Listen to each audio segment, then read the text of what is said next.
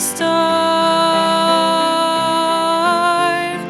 He took your broken life and made you complete. So take off your crowns of glory and cast them at the Savior's feet. Do you remember when, with all your heart, you longed to serve Him, but you didn't think that Jesus could use someone like you?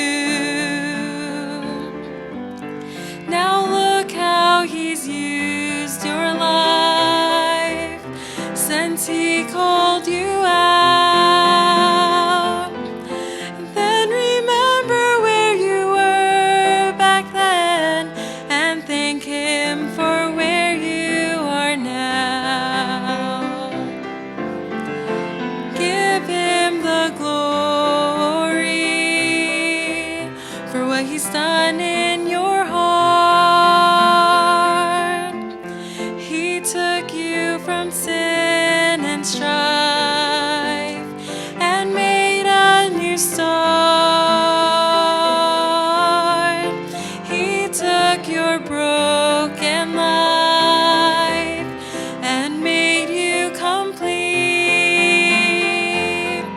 So take off your crowns of glory and cast them at the Savior's feet. So take off your crowns of glory and cast them at the Savior's feet.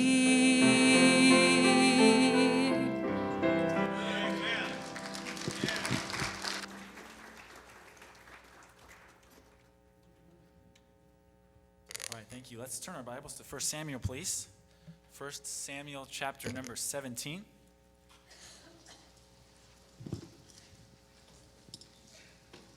First Samuel 17. Thanks for being in God's house today. Dan said, love being with God's people. Love being here. Love our Sunday school class. By the way, if you don't currently come to a Sunday school class, highly recommend it. You get to know some people a whole lot more personally. Have a good time. Sometimes we cut up, maybe sometimes a little bit too much, depending who it is. Raul, you gonna behave today? I hope so. All right. First, we won't give him a chance to answer that. 1 Samuel chapter 17. 1 Samuel chapter 17. Verse 8 is where we're going to start. Verse 8. Just a real practical thought here today. Hope that it can be a help to us in our lives and in our church. 1 Samuel chapter 17. Let's start in verse number 8. Of course, this is talking about Goliath. Very, very familiar story. You can probably get 15 different sermons from this passage. I preached in the chapel, college chapel this week. Same passage, totally different thought. And I was very in context there, but good stuff. So much we can learn from here as God's people. And if you think about it, a lot of parallels between where they were in that day and where we are today. An insurmountable, seemingly enemy, a powerful God, God's people. Many of them standing by, but somebody willing to make a difference can make a big difference. And so much we can learn, but Goliath stood and cried to the armies of Israel, verse 8, said unto them, why you come out to set your battle in array? Am I not a Philistine, ye servants to Saul? Choose you a man, let him come down to me.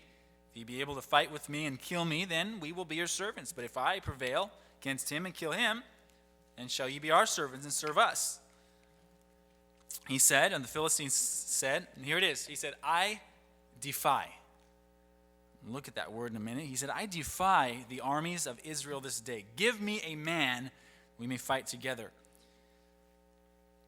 I move down to verse 11. When Saul and Israel heard the words, they were dismayed, greatly afraid. Let's look at verse 17. Verse 17, and Jesse said unto David his son, take now for thy brethren an ephah of this parched corn, 10 loaves. Run to the camp to thy brethren. Carry these 10 cheeses unto the captain of their 1,000. Look how thy brethren fare, and take their pledge. And Saul and they and all the men of Israel were in the valley. David rose early in the morning.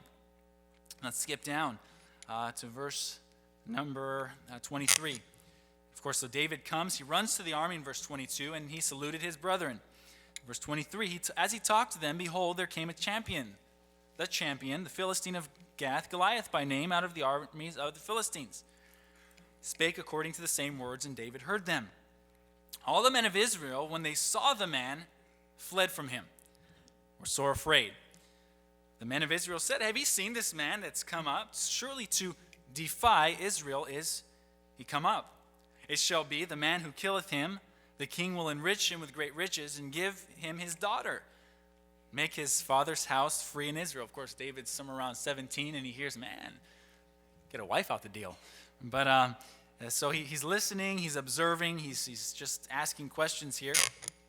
Verse 26, David asked again, what shall be done to the Philistine? Did I hear right? He said, yes, you heard right.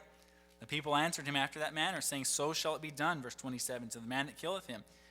Verse 28, Eliab, his oldest brother, you see there, his anger was kindled against David. He belittled him. He said, why camest thou down hither? With whom hast thou left those few sheep? Who'd you leave those couple sheep with anyways? David said, verse 29, this is our main text, what have I now done? Is there not a cause? Amen. Is there not a cause? That's what I want to talk about today. Of course, in this scripture here, Israel was in trouble. If you study Goliath, there's debate about it, but a conservative estimate is he was 9.5 feet tall. That's a big guy by any stretch of the imagination. Big guy. They say that his spear tip was anywhere between 15 and 30 pounds. Man, I mean, even lifting weights, you think of a 15 to a 30 pound weight, that's the head of his spear. That's going to put a hole bigger than a shotgun in anybody. And so that's him. They said that his spear staff was like a weaver's beam, a beam that would have gone up and down for a weaver, a huge beam. That was his spear's, just the staff. And you imagine this guy, and he's got a coat of mail, a metal coat on. David came, and when David walked out, he saw this guy defying the armies of God.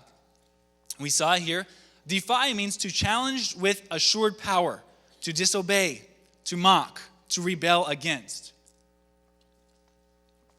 So as David heard Goliath's mockery, he looked at the situation. Something moved him to do something that nobody else would do. He saw beyond the coat of metal. He saw beyond his own inability. Because he saw something bigger, you say, what did David see that caused him to defeat Goliath and make a difference? David saw the cause of Christ. Yeah. And because he saw the importance of Christ's cause, he made a difference. Look, everybody is looking, everybody in our society, every one of us desire to be a part of something bigger than ourselves. Amen. Look, I think about these teenagers that eat Tide Pods. Seriously, Brother Ray? Tide Pods? And now, they're saying, oh, they got to make the Tide Pods look less tasty. Seriously? Talk about the epitome of the victim mentality. They're victims. They can't help themselves because the Tide Pods look too tasty. Look, I've used plenty of Tide Pod, and I've had absolutely no desire to stick one in my mouth and chew on that thing. Now, if you've, look, not to belittle you if you've eaten a Tide Pod, but that's just dumb. You say, why would teenagers take a pack of soap it's condensed soap, that's supposed to get thrown in with our dirty laundry, pop it in their mouth? You know why? Because there's a big movement that says that's cool, and if you do it, you'll be part of that movement. You'll be part of something bigger. So they take a Tide Pod to their own detriment, pop it in their mouth, and chew on that thing. Wow. Maybe it'll clean their mouth out. I don't know. But they want to be part of something bigger than themselves. I think of Snapchat. Now, I'm not belittling Snapchat. If you have it, great. Use it for whatever it's good for. But I think about when, and I don't know which Kardashian it was that made it popular, but I guess they had changed the features recently. And all these people are on because Snapchat's the thing to do, and it goes away, and you can tell if someone does a screenshot. It's supposed to be a little bit secretive and whatever. And so people are all on it.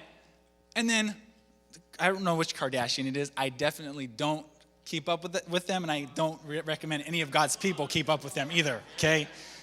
They go ahead and read Proverbs 31. It talks about the right type of lady, and you will not see it with any of them. I'm just telling you right now.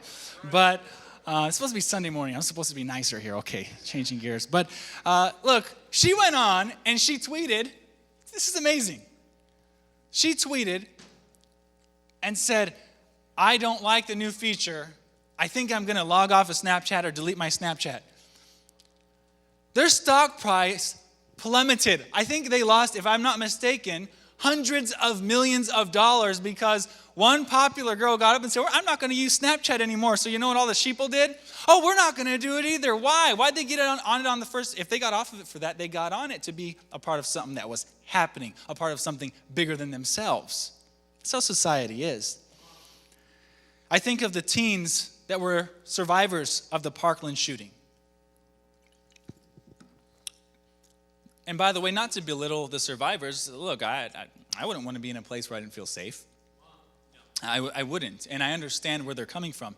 At the same time, why did so many come out and march for the Parkland shooting? Why did so many come out and march for the Black Lives Matter movement? Why do so many people come out with the Women's March and the March for Life and all those things? Why? Because people that are sitting idly by the way, even in the past election, so many people, literally people were paid to go out and be part of protesting and all that kind of stuff. You say, why? Because people who sat back with no purpose, no cause, they wake up to the realization that, man, I can go hit the streets and I can be a part of something bigger than myself. And so they hit to the streets by the thousands to do so.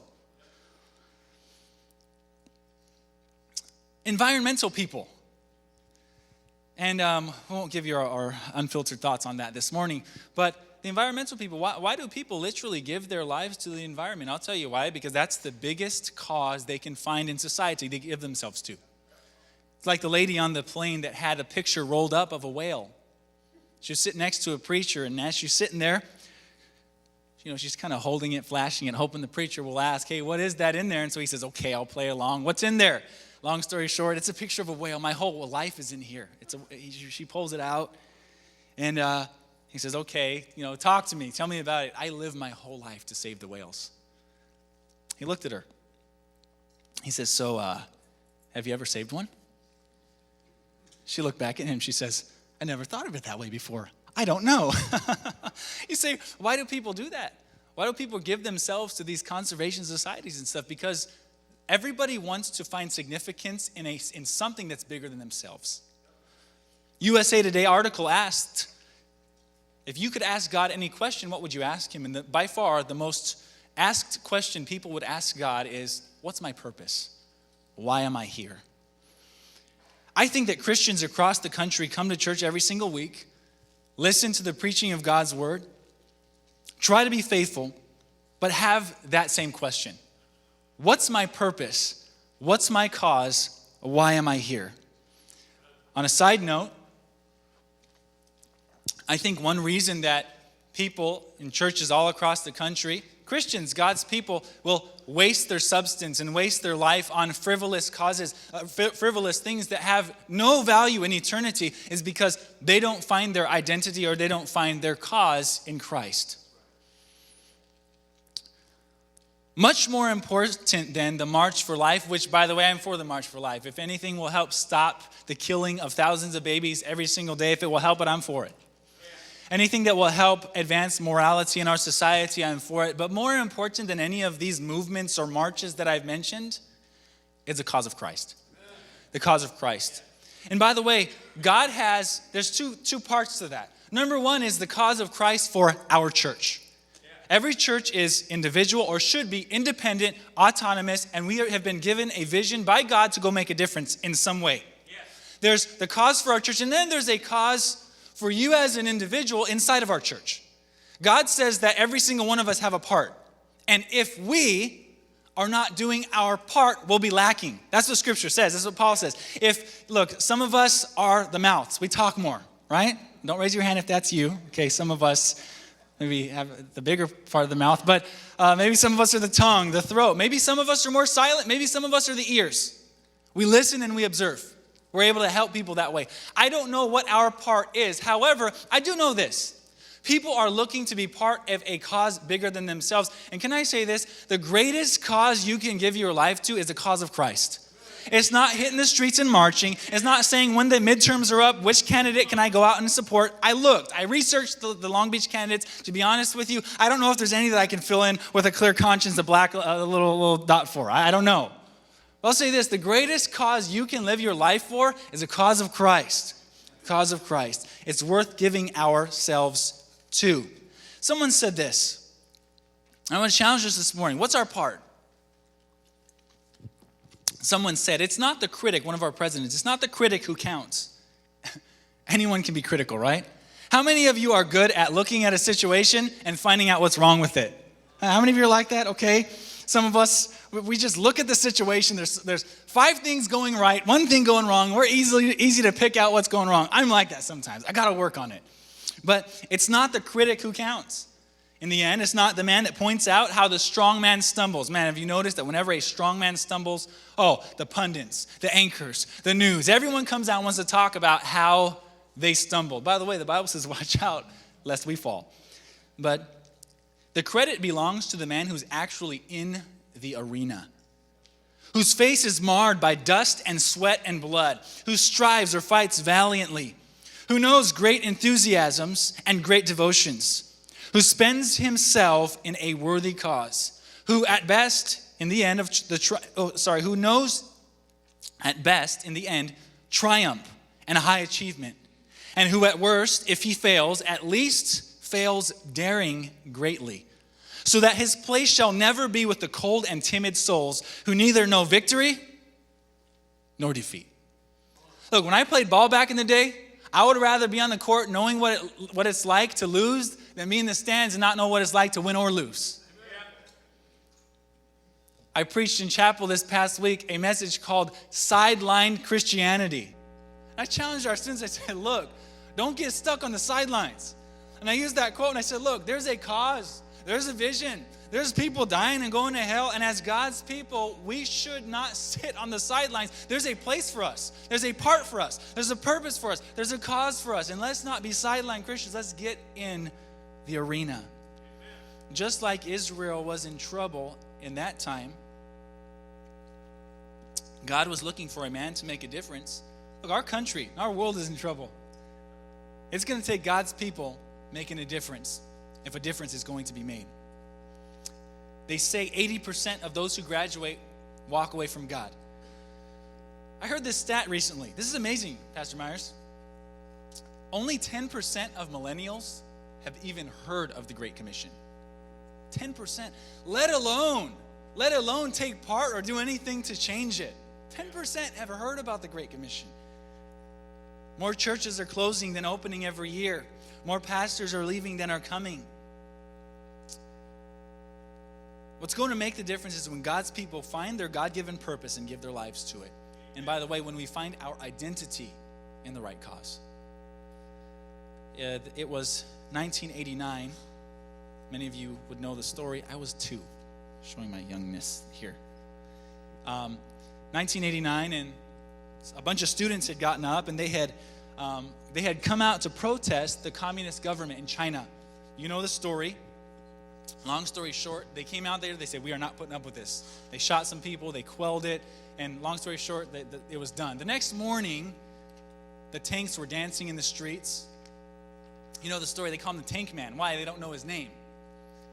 But one man went out there, and he might have been part of the movement, I have no idea, but he saw the tanks dancing and celebrating their victory and quelling the rebellion.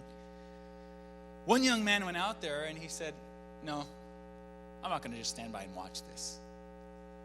He went out there, and I'm sure many of you remember this from history class. You remember the young man that went, and he stood in front of the tanks.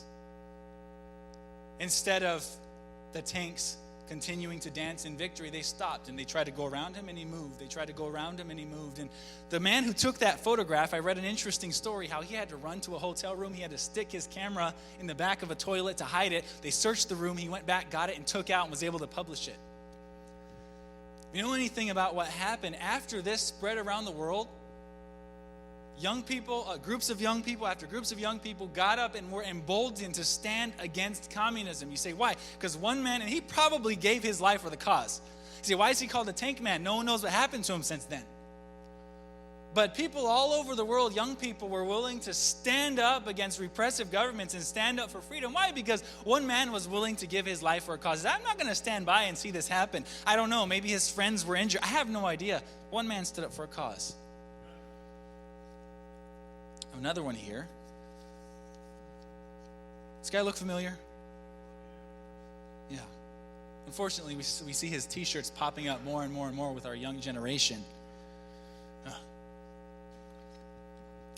I believe it was Fidel Castro he worked with, and Fidel Castro wanted to bring communism, they would call it communism, to Cuba and whatnot. And so he went and he fought, and they were successful. He said, well, I want to go be a leader of my own country. Let's go do this somewhere else. I think it was Venezuela. I don't remember. One of the other countries down there. So he went out and he lived and gave his life. Very interesting story. By the way, as Christians, now we can criticize him. By the way, I'm not for communism at all, okay? It's very disheartening how this young generation me or millennials, whatever they call them, is open to the idea of a democratic socialist or a communist. That's concerning to me. But, not getting political here today. Yes, we are a little bit. But very challenging. You read his life. Brother Ray, this guy ate, drank, slept, and lived the communist cause. Long story short, he was not successful in the next country, as you know, and so they took him and they threw him down in a little dungeon. They sent a private to go shoot him at his execution. He was feared in that area, and so the young man with the gun walked in, and he was trembling. Shay looked at him, and Shay said, look, he goes, go ahead and shoot, you coward. He could tell he was scared. He says, shoot, you coward. You will only kill a man. See, what's the point? He knew, because he lived and he gave himself for a cause, he knew that you might kill this flesh and blood, but because I live my life for a cause, my ideals, my dream, my principles will live on. Now, recently, Tim, I don't know if you saw it right here at the Blue Line. I went by, and they had a conference recently, I think here in Long Beach downtown, a conference on socialism highlighting his life. You're talking about decades later, and his life still lives on, and he's influencing people in this generation that wear his shirts and try to preach his ideals. Why? Because one man, and it was a bad cause, but one man gave his life for a cause. People in history that make a real difference, that counts and that lasts, are people who do not sit on the sidelines, people who get involved and live their lives for a cause. How about us? Can I ask you today, what is your cause in life? Is it your career? Is it the next vacation? Is it making money? And by the way, those things in and of themselves are not inherently evil. They're not. By the way, we have to work to provide for our families, right? By the way, if I can take a nice vacation, I'm looking forward to our vacation. We're already talking about it this year. A vacation so we can refresh and regroup and recreate, as my dad used to say, so I can come back on fire and ready to go for the Lord. That's great. Look, if you have the choice between working hard and making $100,000 and $1 million, can I say this? Make the $1 million. Pastor Meyer says, make sure you tithe too. We'll get the building up faster, okay? There's nothing wrong with that stuff, but that is not why we as God's people should live our lives. That's not our cause. Our cause is to be lived for the cause of Christ. Now, we've got about 8 minutes here and 3 points. Going to try to wrap it up. Here it is. What are 3 things that we can see from the life of David that we are going to have to do if we are going to find our cause? Let's look back to the passage. You can leave it open here. Number one. How can I find my cause in this world? My cause for Christ. Here it is. Number one, if I'm going to find my cause in this life, number one, I've got to have a genuine, sincere, real walk with God. Walk with God. Let's go to the book of Acts, Acts 13. Acts 13, if you can. Acts chapter 13. We can find it in 1 Samuel 16, but I want to look elsewhere. I like the wording here better in Acts 13. Acts chapter 13, verses 21 and 22. The Bible says this. It says, and afterward they desired a king. And talking about Israel, God gave them Saul, the son of Kish, a man of the tribe of Benjamin, that by the space of 40 years. And when he had removed him, he raised up unto them David to be their king, to whom also he gave testimony. What was David's testimony of the Lord? And said, I have found David, the son of Jesse, a man after mine own heart, which shall fulfill all my will. Why would David fulfill God's will for his life? Because he was a man after God's own heart. You say, what's the point? Why did he make a difference? Because he walked with God and his heart was so in tune for God, when he saw the mockery against God's people, it did something to him. He said, man, that's my God. No, I will not sit by while he does that. He couldn't sit on the sidelines because he walked with God. Because he walked with God, he was prepared, both spiritually and physically, to do what he had to do when his purpose called him to do it. David made a difference because he walked with the Lord. Can I say this? We will never find our purpose here on this earth. We will not find our purpose even here in this church if we are not genuinely walking with and seeking God. Look, when we walk with God, when we see how the mainstream media and how Hollywood and society mocks our God and mocks morality, it does something to us. It bothers us. When we see the unholiness, even in churches, if we walk with God, it'll do something to us. Can I say this? When my heart's in tune with God, lost people around the world, and lost people here in our city, and lost people at work, it'll bother us. We will not sit idly by and do nothing about it. Can I ask this today? How's your walk with God? How is it? I talked in my Sunday school class today about compartmentalized Christianity. We ought not to compartmentalize our Christianity. Our Christianity should not just be on Sunday morning or Sunday night. It should fill our lives. It should be in every area of our life. And I just want to challenge you.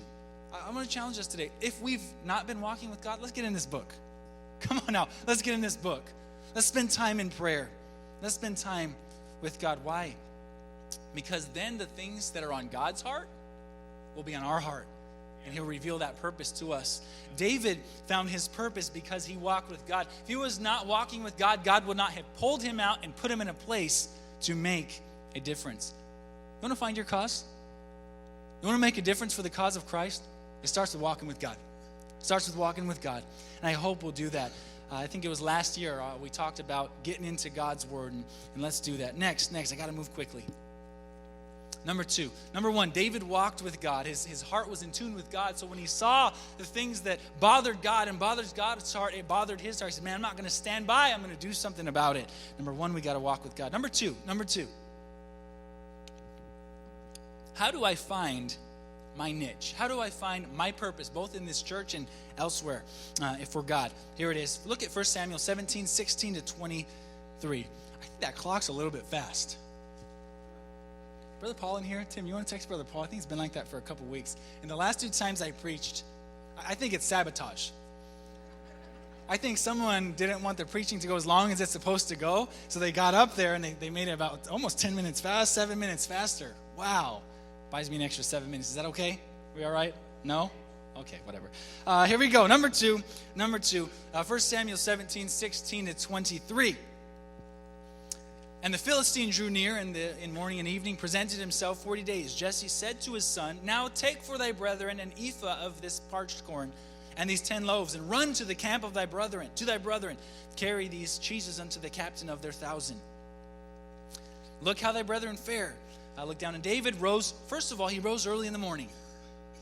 Next, he left the sheep with the shearer, took and went as Jesse had commanded him. When he came to the trench, as the host was, let me flip this over here, going forth to fight, and shouted for the battle, for Israel and the Philistines had put the battle in array. I'm not going to read the rest of it for sake of time. Number two, if I'm going to find my niche, if I'm going to find my purpose here in our church and find a cause of Christ I can give myself to, it starts, number one, with walking with God, but number two, it starts with faithfulness. Faithfulness. See, how did David just stumble upon God's purpose for his life? David did not go with the intention of making a huge difference. He didn't go with that intention. You know what he was just doing? He was faithful to the seemingly menial tasks that God had given to him. His dad said, take this cheese, take this bread. Now, would any of you think that being a transporter, being a dairy transporter is making a huge difference in this world? Look, he was a dairy and bread transporter for the day. That was his job. He got bread, he got cheese, he went over there to give it to his brothers. That's it. Simple as that. He got up early. He did what he was supposed to do. And as he was faithful, by the way, he made sure the sheep were taken care of. You see that there too. All his basic responsibilities that he was just supposed to do, he made sure they were taken care of. And you know, as he was faithful, what happened? He stumbled upon the opportunity to make a big difference. See, what's the point? A lot of us, I shouldn't say a lot of us, you know, some people do, sit back, man, when's the big opportunity going to come? When is it going to come? When's it going to come? No, it's not going to come as we wait for the big opportunity to come. The opportunity to make a difference comes as we are faithful in all the little responsibilities that God's given to us. Look, I'm talking about basic, faithful responsibility. You want to find God's purpose for your life? Just be faithful to church. Just be faithful to walk with God. Just be faithful to give. Just be faithful to share your faith. And as we are faithful in the menial tasks, one day, if we are seeking and if we are pursuing and if we are faithful, God's going to bring an opportunity for us to make a big difference. Are you faithful today? The Bible says, most men will proclaim everyone his own goodness, but a faithful man who can find? I'm going to skip this illustration here. Let's skip some stuff here for time. Next, number 3, let's look at 1 Samuel 17. 1 Samuel 17. Faithful. Abraham's servant made a big difference. His job was important. Go find a wife for Isaac. What did he say? I, being in the way, what did he say? The Lord led me.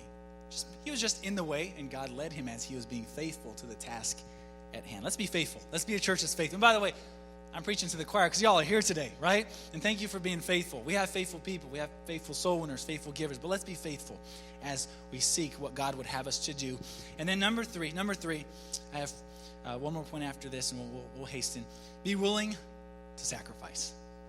Be willing to sacrifice. 1 Samuel 17:40. Look at verse 40.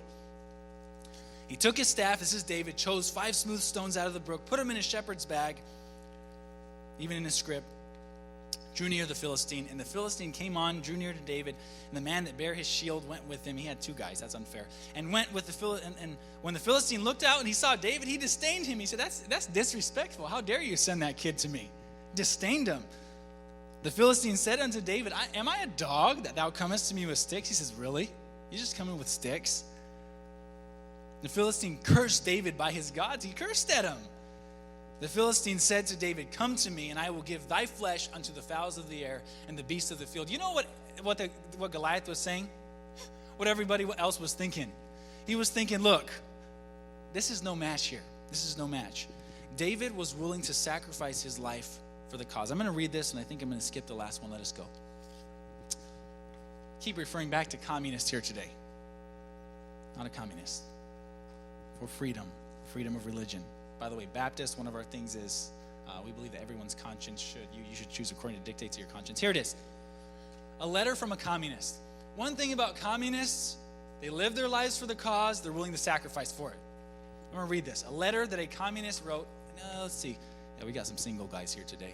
Where'd Dan go? I was going to call him out.